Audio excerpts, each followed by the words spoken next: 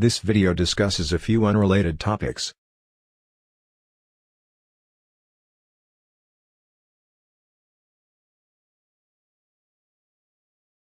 In theory, it may be possible to detect where the two final shots came from. It is worth knowing, because if they're not coming from 32-135, then they're not the suicide shots. There are a few videos with the two final shots, but most aren't useful, as the main problem is synchronization. Visual cues in the environment are not good enough, because audio sync issues in cell phones are too much of an obstacle. To circumvent this problem, we can analyze sound travel errors for several moving cell phones. This method has been successful in the past in detecting the automatic rounds in the cabby video as coming from 32-135, not 32-134. For the automatic rounds fired during the cab video, sound travel time calculations suggest that the northern window is more likely the origin. But this method requires at least two videos where the two shots are audible, and, in each video, the cameraman changes location between the shots. Right now, only Raymond Page meets these criteria. I've been shot. At least one more such clip is needed. Unfortunately, in other videos with the final two shots, the cameraman doesn't move between the shots. This includes the bus stop. That's probably not the safest place. The strip traffic. The airport escape. What? Go! First shots. And the restaurant parking video. Somebody out there is over there, let me know. Oh shit. In the cabby video, the camera is moving, but the two final shots are too muffled and ambiguous to be useful. And thus we need a holy grail, one more video with the two final shots, with the cameraman moving between them. The more movement, and the more such videos, the better. The crowd size is usually given as 22,000, but this is the number of tickets sold. We can try to estimate the actual crowd size just prior to the shooting. This is relatively easy in the area with the highest density, near the stage, because the density there is uniform. For example, we can take this photo, and recreate the camera position in 3D. We can then take a small square section, and count heads in it to get baseline density. We can then say that, for example, in this photo, there are 4,500 people. Here, we see 7,500. But further away from the stage, the crowd density varies, and its distribution needs to be accurately recreated for a total estimate. Using the recently released rooftop cam, we can take frames with spotlights to make a composite of the whole crowd, fully illuminated, just prior to the shooting. We have to be careful and not confuse things for people. For example, most of what we see in this section are chairs.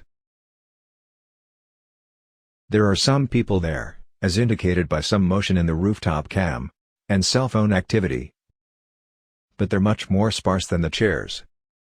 Here's the recreated density pattern for the whole venue. Here it is side by side with the roof cam crowd composite.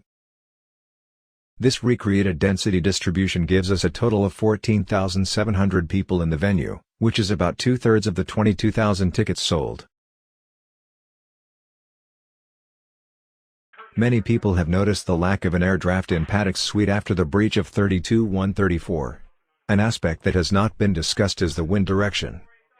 To generate a pressure difference between the two broken windows, the wind would have to come from 180-degree arcs facing either window, that is from directions ranging from northwest to south.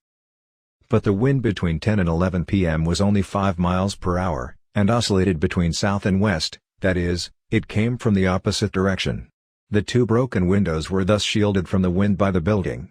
This makes it unlikely that the door to 32-134 was closed by a draft. It was more likely closed deliberately. A user called Skippy Hammond seems to have identified the 223MA by its packaging. It looks like Federal brand, law enforcement, 3,222 fps initial velocity. This is quite close to the values used in the first shot's recreation, where 3,325 fps was used. By the way, here are the photos of the 4 known recovered bullets.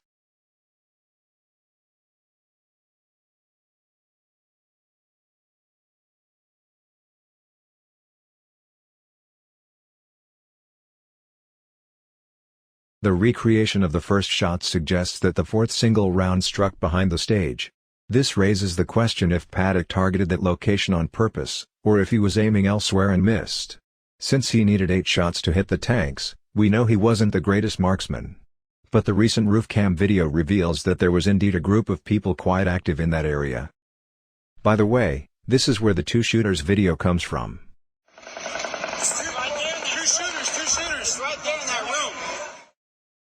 This means that the single shot targeting that location could have been deliberate. No concert-goer reported seeing the fuel tanks being hit. This is surprising, given the brightness of a blast made by an API round. 308, armor-piercing API.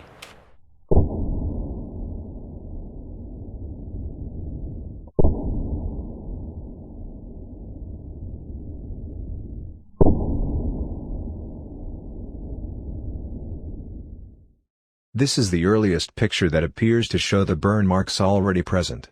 The stream of people passing by the tanks seems to be continuous with the people marching in the airport escape video. But in the airport escape video, no one mentions the tanks already being struck, only that there is a danger of them being targeted. We have We're not really safe by those fuel tanks. Where are we going? I don't know. Just away from them fuel tanks. Keep I'm flying not above worried our about head. those as much as I am. I haven't seen anything hit those. No, I haven't seen any. We thus know that people in this area have not seen the fuel tank impacts, and neither have the people that passed by the tanks later, when this photo was taken, and the impacts were already present. This suggests that the fuel tanks had been struck before any people got to this area. The exact time is a mystery. Now a pet peeve. Many commenters discussing the Vegas shooting use the word triangulate to mean locate something in space in general. Actually, triangulation is one specific technique in geometry which uses triangles. It's related to a much larger field of range finding, that is determining distances. Range finding can be done using many methods, such as radar, echolocation, laser, optical parallax, thumbcrack method, and others.